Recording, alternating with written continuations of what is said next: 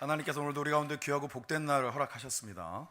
주의 전에 나와서 이렇게 예배할 수 있는 것이 은혜인 줄 믿습니다. 오늘은 또 감사하게도 미리 장로님이 대표기도 하시면서 오늘 말씀의 제목을 이미 다 얘기하셨어요. 준비하신다는 뜻이잖아요, 그죠? 로마서 8장에 나와 있는 그 말씀 그대로를 기도 가운데서 또박또박 들려주셨습니다. 오늘 말씀의 제목은 모든 것이 합력하여 선을 이루느니라. 믿으십니까? 제가 사실은 본방송으로 볼 수 있는 것들이 별로 없어가지고 그 어떤 프로 중에 하나가 그 우리나라에 와서 뭐 외교적인 일이든 아니면 사업상의 일이든 공부를 하는 것이든 그래도 일정 기간 이상 체류하면서 공부하고 일하는 외국인 친구를 통해서 우리나라에 한 3명 정도 불러가지고 같이 여행하는 그런 프로가 있어요. 근데 이번 순서에 스위스 친구들이 왔는데 거기에서 그런 내용이 있었습니다. 스위스는 뭐가 유명하죠? 우리가 교과서적인 공부를 하면 아무래도 그렇게. 그런데 시계가 왜 유명한가 봤더니 시간관념들이 굉장히 철저하더라고요. 그래서 한국에서 기다리고 있는 자기 친구랑 이렇게 만나러 가는 과정 속에 택시를 탔는데 뭐라 그러냐면 거기에 탔던 그 친구 중에 하나가 신호가 너무 길대요. 서울에서. 왜 그런가 해서 봤더니 스위스는 뭐 기본적으로 전체의 어떤 인구 또 그들이 왔던 한 지역 자체가 워낙 사람이 진짜 한번 보여주는데 한 6시 정도면 우리는 완전 초저녁이잖아요. 길거리에 사람이 없어요. 그러니까 그 신호 텀이 엄청 짧은 거예요. 좀 과장되게 휙휙 막.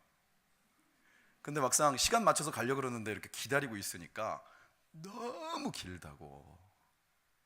그들은 또 그렇게 느낄 수 있겠죠. 여러분들은 어떻게 느끼십니까? 내가 바쁜 일 있을 때는 신호가 긴 것 같아요. 그죠? 이상하게 안 바뀌는 것 같고. 사람은 항상 자기중심적인 이해를 하는 겁니다. 근데 그런 생각을 한번 엉뚱하게 해봤습니다. 만약에 우리가 원하는 대로 신호등이 바뀐다면 1번 모든 시간을 정확하게 맞출 수 있을 것이다. 2번 가보지도 못할 것이다. 내 생각 속에서는 그 템포가 맞지만 다른 사람이 보았을 때는 또 그게 안 맞을 때가 있거든요. 그러니까 사고의 위험이 있는 거예요. 조금은 우리가 보편적으로 적용하기에 어려운 부분들이 있을지 모르겠지만 그런 의미들을 담고 교통신호 하나도 시간도 조절하고 하는 것입니다. 그런데 막상 내 입장과 내 관점에서 보면 막 필요 없는 것 같고 쓸데없이 긴 것 같고 여긴 또 너무 빠른 것 같고 막 그런 거죠. 하나 좀 덧붙이면 저기서 신호가 바뀌는 찰나에 나는 가속 페달을 밟을 것인가 말 것인가를 고민하는 그때가 특히 그런 게 있는 거죠. 우리 일상적인 것들 속에서 이런 작은 것들은 사실 그러려니 하고 하나의 에피소드처럼 넘길 수 있는데 막상 우리의 삶에서 실제 삶으로 부딪히는 문제들을 우리는 어떻게 바라보고 해석하고 있는가, 이건 아주 중요한 문제입니다. 다른 거 말고 내게 있어서 내가 원하는 상황이냐 그렇지 않은 상황이냐, 그러면 내가 원치 않는 상황을 경험하게 됐을 때 나는 그것을 어떻게 해석하는가 라고 하는 부분들에 있어서 우리 안에 신앙을 갖고 있다, 기준이 말씀이 되고 그리스도가 기준이 되어진다, 하나님의 뜻을 구한다라고 하는 것과 그저 그 상황 자체를 일반적인 기준들을 적용해서 내게 좋은 것은 좋은 일, 그렇지 않은 것은 나쁜 일, 이런 식의 호불호를 가를 것인가, 여기에 이런 영적인 해석에 우리의 신앙에 있어서 정말 말씀과 예수 그리스도가 온전한 기준이 되어지느냐의 문제가 너무나도 중요하다라는 것입니다. 사실 오늘 우리가 읽은 말씀은 사실 이 말세지말에 관련되어져 있는 말씀으로 자주 인용되어지는 구절입니다. 그러면 세상의 종말에 대한 이야기들을 할 때 어떤 반응들이 있느냐? 시큰둥한 사람들이 있습니다. 그게 나랑 무슨 상관이야? 그냥 어떤 종교적인 것들 속에서 지어낸 것들이라고 생각하는 사람도 많고, 그냥 아예 관심이 없는 경우도 많고, 그리고 조금 더 이게 관심이 있다라고 하는 사람들은 그 부분들에 대해서 두려움을 갖습니다. 그래서 여기 나와 있는 내용들도 세상 지말의 어떤 징조들에 대한 얘기를 할 때 그럼 이거 세상 끝인 거 아니야? 요즘 막 어디 가까운데 과테말라인가 어디에서도 또 여러분들 아시는 것처럼 자연재해 때문에 많은 사상자들이 났고, 실제로 우리가 살고 있는 세계 각처에서 지금도 국지전을 포함해서 많은 전쟁들이 일어나고 있고, 그렇다면 성경이 말씀하고 있는 이 내용이 우리의 코앞에 다가와 있는 것이 아니냐. 근데 그러한 것들의 징조들이 내게 두려움으로 다가오는 경우들이 또 있다라는 거죠.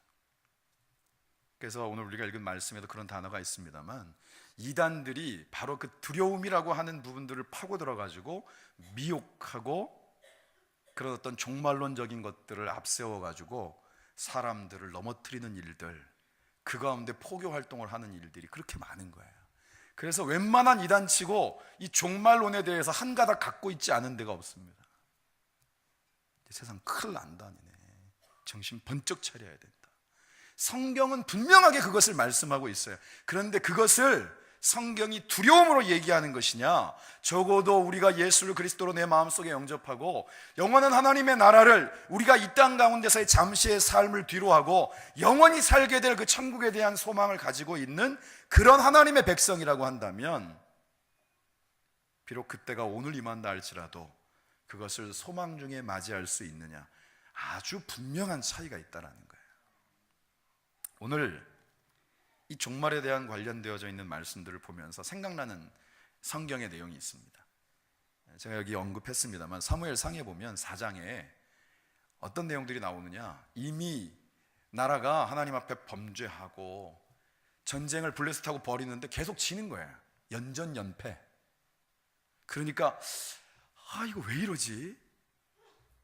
무슨 좋은 방법이 없을까? 딱 생각났던 게, 하나님의 언약궤를 들고 나가면 이길 수 있다.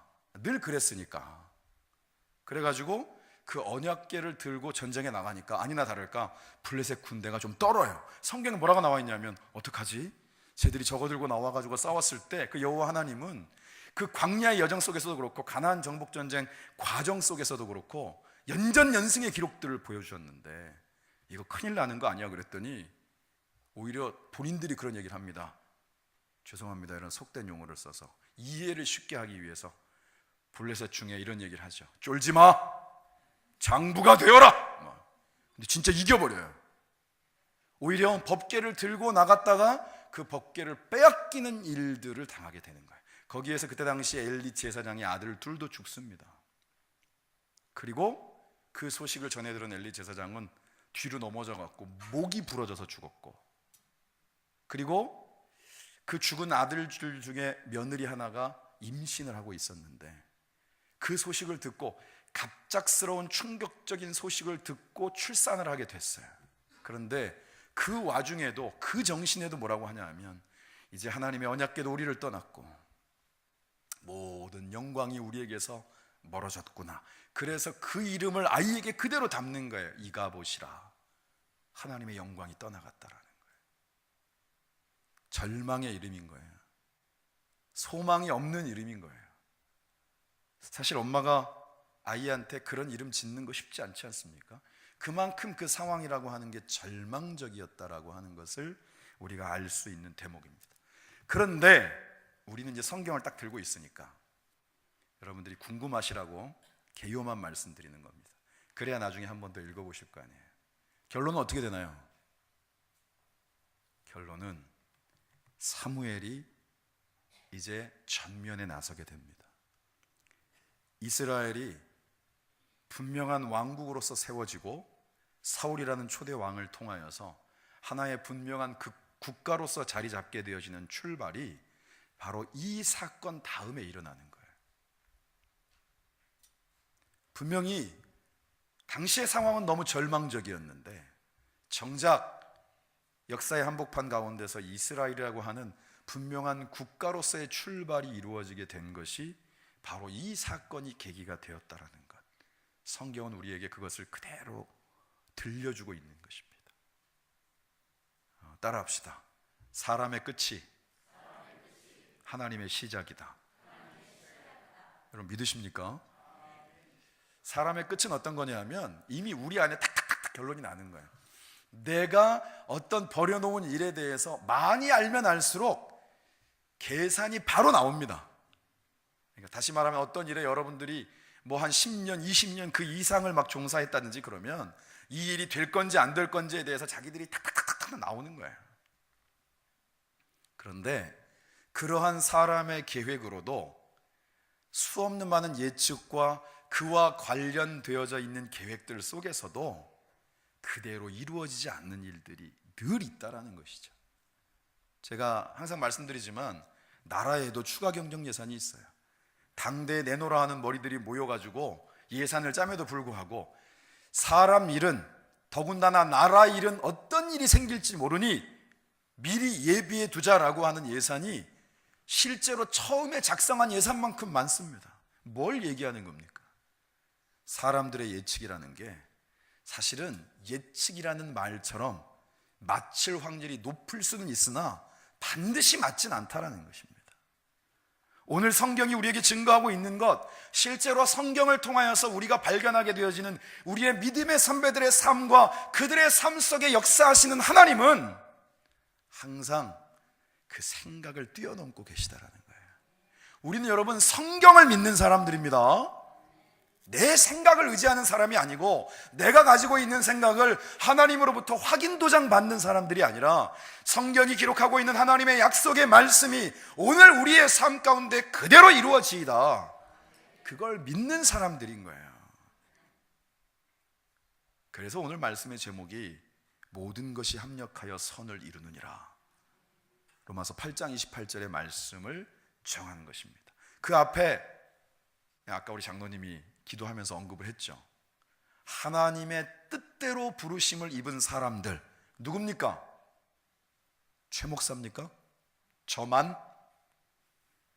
바로 이 자리에서 예배하는 하나님을 아버지로, 예수님을 내 안에 온전한 주님으로 영접한 저와 여러분들 모두에게 주시는 말씀은 하나님의 뜻대로 부르심을 받은 우리 길교회 믿음의 식구들이요, 여러분들의 삶의 모든 것들, 혹은 그것이 내가 원하지 않았던 모습이라 할지라도 내가 예상하고 너무나도 철두철미하게 준비했음에도 불구하고 그대로 이루어지지 않고 있는 현장이라 할지라도 하나님은 그것들을 다 모아서 합력하여 반드시 하나님의 뜻을 이루실 수 있는 분이다. 여러분 이걸 믿으시기 바랍니다. 그래서 저와 여러분들이 이 자리에 나와서 예배하는 겁니다. 사실 오늘 우리가 읽은 말씀의 2절에는 이런 표현이 있어요. 사실 예루살렘 성전을 가리키는 거거든요. 너희가 이 모든 것을 보지 못하느냐, 내가 진실로 너희에게 이르노니 돌 하나도 돌 위에 남지 않고 다 무너뜨려지리라. 그러니까 예루살렘 성이 무너진다는 건 뭐예요? 그 왕국이 끝난다라는 걸 뜻하는 거잖아요. 여러분 역사적으로 이런 일은 일어났습니까? 안 일어났습니까? 일어났어요. 여러분 실제로 먼저는 북이스라엘이 아수르에 멸망을 했고 그 다음에 이 예루살렘 성에 있는 남유다가 결국은 바벨론에 멸망을 합니다. 여러분 그것이 하나님의 역사의 끝이었습니까? 더 이상 그 이후에 하나님의 스토리는 없는 것입니까? 그것들은 이미 말씀을 통하여서 왜 그러한 상황들이 이루어졌는지에 대한 부분들이 분명하게 기록되어 있습니다. 여호수아서 7장 7절의 말씀 우리 한번 보겠습니다. 시작. 이르되 슬프도소이다. 주 여호와여 어찌하여 이 백성을 인도하여 요단을 건너게 하시고 우리를 아모리 사람의 손에 넘겨 멸망시키려 하셨나이까. 우리가 요단 저쪽을 만족하게 여겨 거주하였다면 좋을 뻔하였나이다. 이 내용은 뭐냐면 여리고성이라고 진짜 견고한 가나안 땅 초입에 있는 진짜 난공불락의 성이 도는 것만으로 소리 지르는 걸로 무너졌어요. 기가 막힌 일을 본 겁니다. 본인들이 보고도 믿을 수가 없었어요. 그랬더니 막 사기충천, 여기 막 어깨 막 올라가고 자신감이 꽉꽉 찬 거예요. 근데 그 다음에 순서가 뭐냐면 아이성이라고, 이름도 절묘하죠. 조그마한 성이 있었던 거예요. 옆에 있는 신하들이 얘기를 하는 겁니다. 뭐라고 얘기하냐면 우리가 누굽니까? 이 견고한 이 여리고성도 한 방에 무너뜨린 존재들인데 저 성은 그냥 몇 명 보내가지고 해결하면 됩니다. 그런데 이때 여호수아가 그 말을 그대로 받아들여요. 하나님께 물어보았다는 내용도 없습니다. 그래서 사실은 나름대로 인원을 좀 보냈는데 거기에서 죽은 인원은 성경에 기록된 것으로 대략 30여 명이 죽어요. 물론 한 사람 한 사람이 중요하지 않은 사람이 없지만 이 정도의 전면전을 벌이는 큰 전쟁에서 30여 명의 사상자가 난 것들 때문에 성경은 뭐라고 말씀하고 있냐면 그들의 마음이 물처럼 녹아버렸다 그랬어요. 그게 무슨 뜻입니까? 싸울 의욕이 안 생기고 전의를 상실했다는 뜻이에요. 그때에 여호수아가 하나님을 향하여서 정말 넋두리처럼 아뢰는 기도의 내용이 여기에 있습니다. 우리 왜 불러내셨어요? 에? 그냥 거기 두시지. 그러면 여기 건너오기 전에 요단 저쪽 편에서는 왜 우리 앞을 가로막는 사람들마다 다 이기게 하셨어요? 그때도 지게 하시지. 여러분, 내용을 앞뒤를 쭉 읽어보다 이런 억양으로 그대로 얘기한 거예요. 여러분들이 좀 이해하기 쉽도록 말씀드린 거예요. 그러니까 이 마음속의 넋두리와 그 마음속의 원망이 가득 담겨 있는 그런 기도가 있는 것이죠. 우리가 결론을 알고 있습니다. 아이성은 결국 어떻게 되죠? 결국은 함락시킵니다. 그런데 지금 이 상황은 뭐예요? 한 발짝도 움직일 수 없는, 꼼짝할 수조차 없는 상황 가운데 놓여 있다라는 거예요. 한치 앞이 아무것도 보이지 않는 환경 가운데 그저 멍하니 서 있는 모습만이 성경에 기록되어 있다는 것입니다. 매일매일의 우리의 삶을 통하여서 이런 일들이 수시로 닥쳐드는 거예요. 여러분, 우리가 잘 알고 있는 것처럼 유대 민족은 하나님께서 이 유대 민족에만 국한되어져 있는 하나님이 아닙니다. 사실 시오니즘이란 말, 역사적인 배경을 설명하려면 길어지니까 사실 그런 공식적인 용어들이 있는데 그것이 과연 성경적이냐? 전혀 그렇지 않습니다. 이 시대에 있어서 하나님은 이미 예수 그리스도로 말미암아 저와 여러분들을 향하여서 땅 끝까지 복음이 전파되어지는 그 순간까지 모든 인류의 하나님으로서 한 영혼 한 영혼을 주님 앞으로 돌아오기를 간절히 원하는 마음으로 지금도 우리 가운데 역사하시는 분이 바로 우리 하나님이신 줄 믿습니다.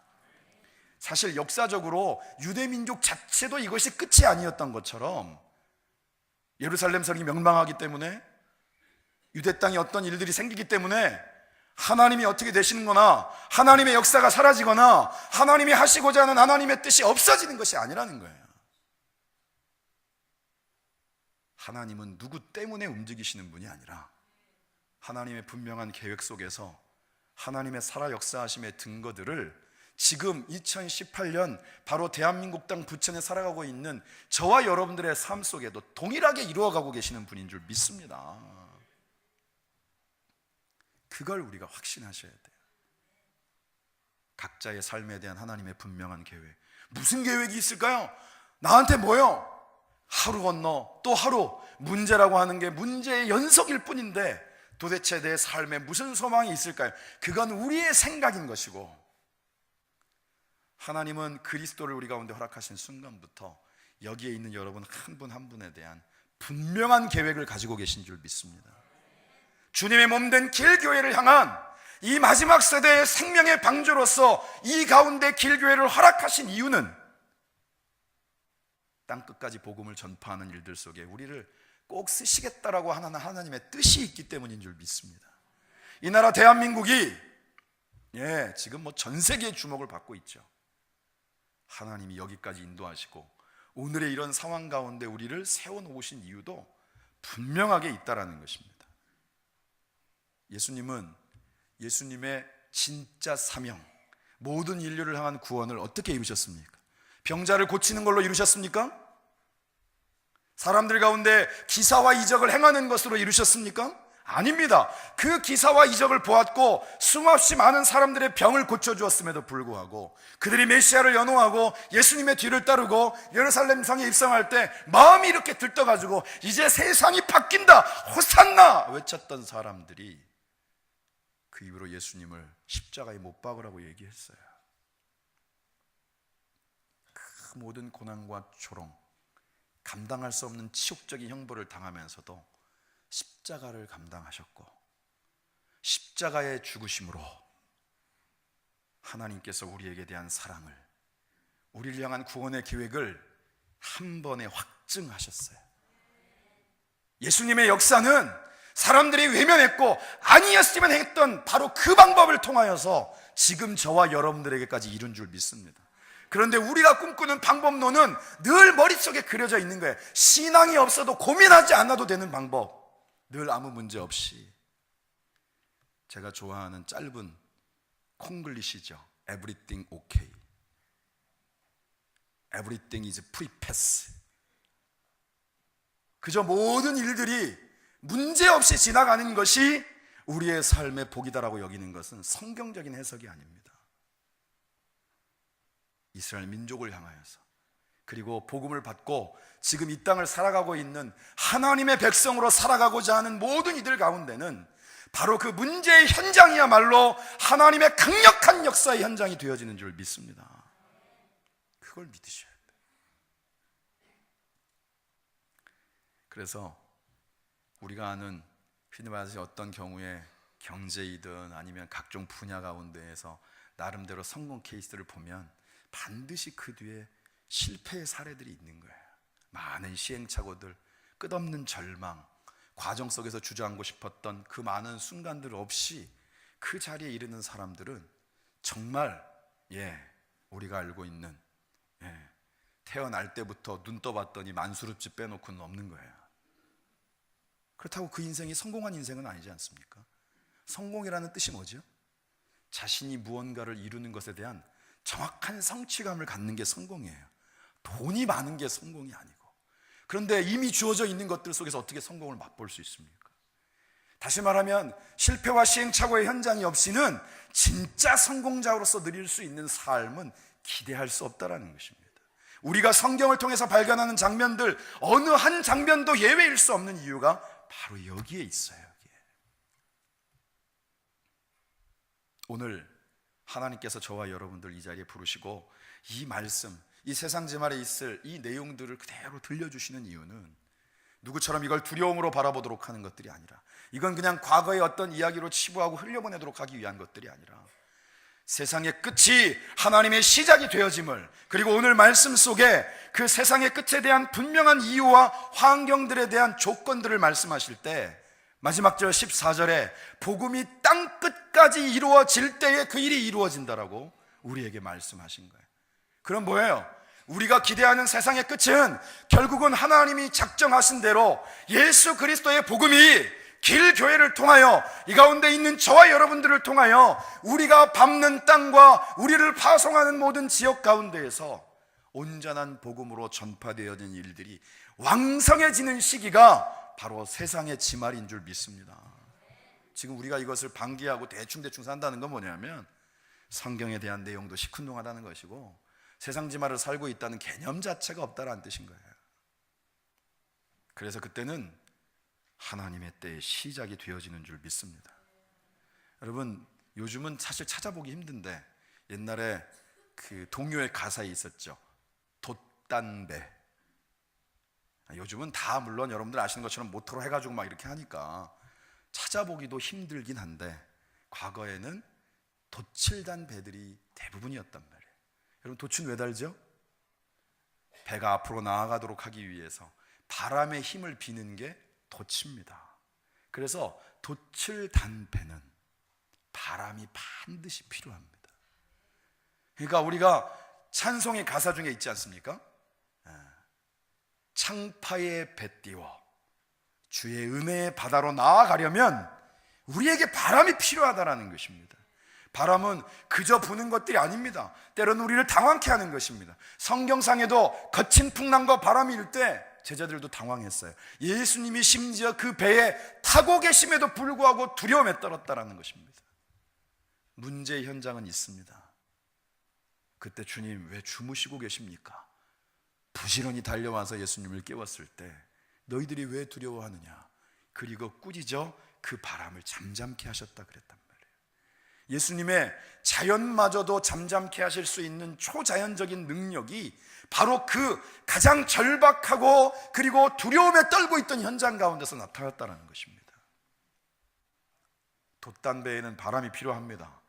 저와 여러분들이 어떤 존재들이냐?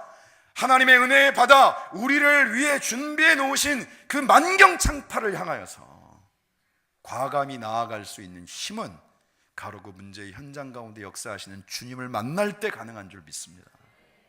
오늘 이 예배가 그러한 출발이 되어지시기를 주님의 이름으로 축원합니다. 제가 좀 예스러운 사람은 아닌데 작금이라는 말을 썼더니 왜 목사님 왜 지금을 자꾸 오타를 내시냐 그래서 저희 땐 이런 말을 많이 썼습니다. 작금. 이게 굉장히 어감이 강하거든요.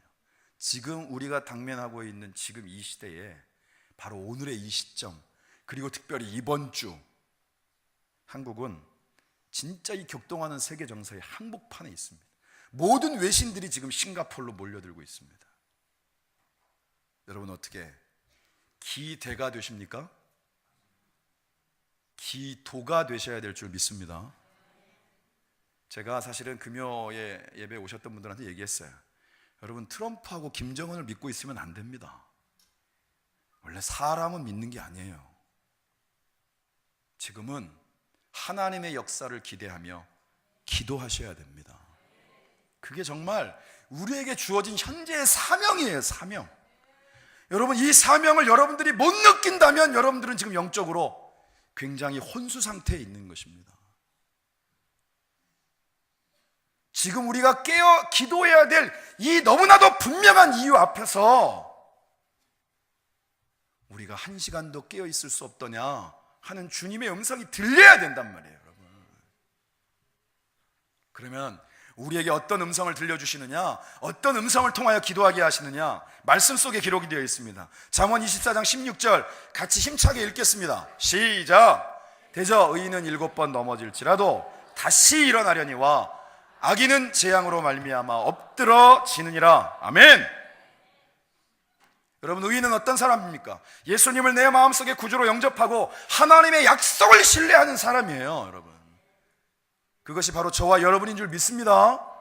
여러분 하나님의 약속을 믿는 분들 맞습니까? 그렇다면 7번 넘어져도 성경의 7, 3이라고 하는 숫자들은 완전수를 가르치는 거예요. 넘어지고 또 넘어지고 또 넘어지고 또 넘어져도 반드시 일으켜 세우셔서 여러분들의 삶의 현장이 하나님의 역사의 현장이 되게 하실 줄 믿습니다.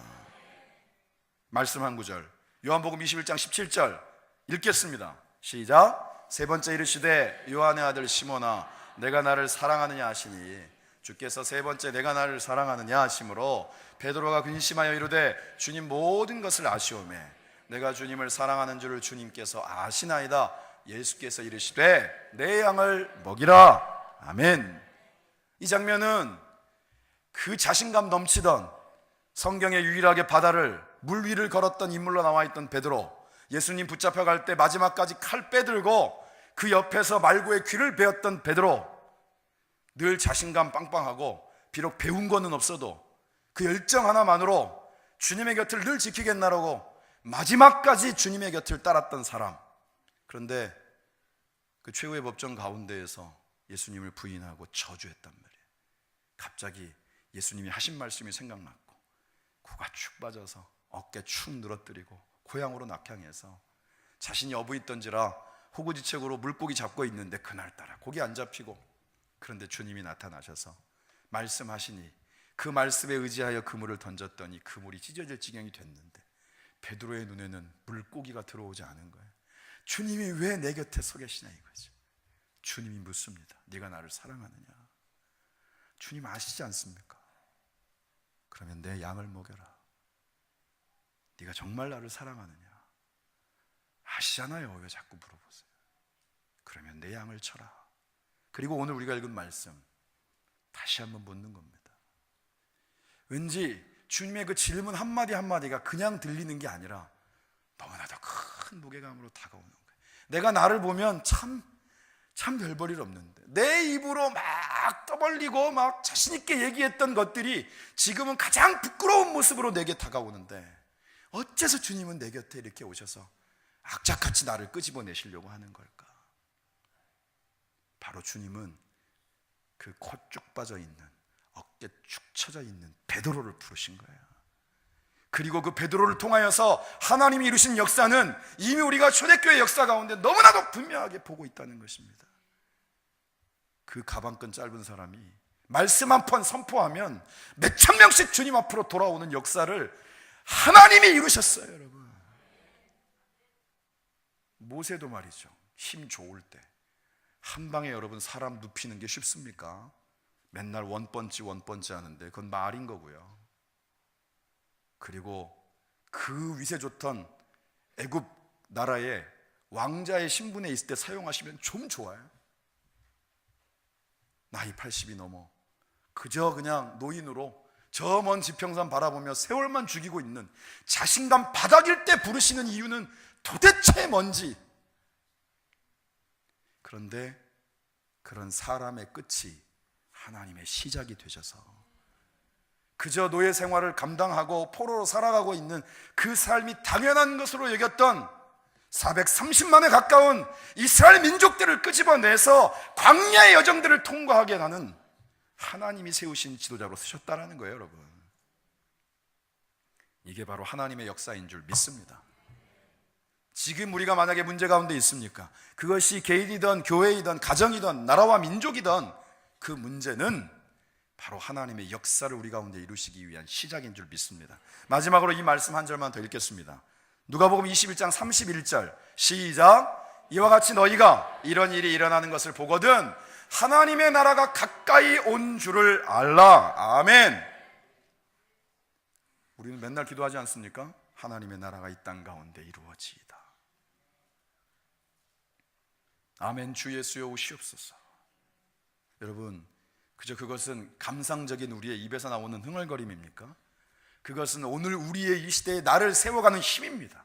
우리는 하나님의 때를 기다리고 있는 것이고 다시 오실 주님을 대망하고 있는 것이고, 그것이 우리의 삶을 염세주의적으로 대충대충 살게 만드는 것이 아니라 오늘이 우리의 삶의 가장 중요하고 복된 날로 오늘도 그 세상의 끝을 준비하며 주의 복음을 나누고 나를 통해 이루어가실 하나님의 역사를 기대하며, 나는 약하지만 주님이 강하고 나는 참 부족하고 또 부족하지만 하나님은 나를 통해 이루신다, 그 확신 속에 또 일어설 수 있는 출발, 그 시간이 바로 오늘 이 예배인 줄 믿습니다.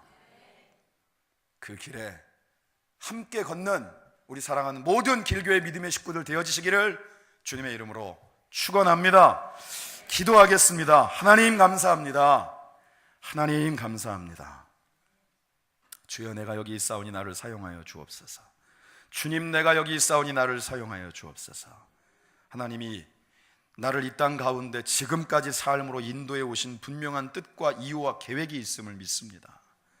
우리가 한 걸음을 걸어도 주님과 함께 걷고 우리의 삶의 문제의 현장이 하나님의 역사의 현장이 되어짐을 확신하며 주저함 없이 담대히 걸음을 내디딜 때 하나님이 그 가운데 역사하시고 우리 가운데 반드시 하나님의 뜻을 이루셔서 하나님의 나라가 이 땅 가운데 이루어지이다. 하나님 말씀을 통한 약속이 그대로 성취되어짐을 우리가 보게 하여 주옵소서.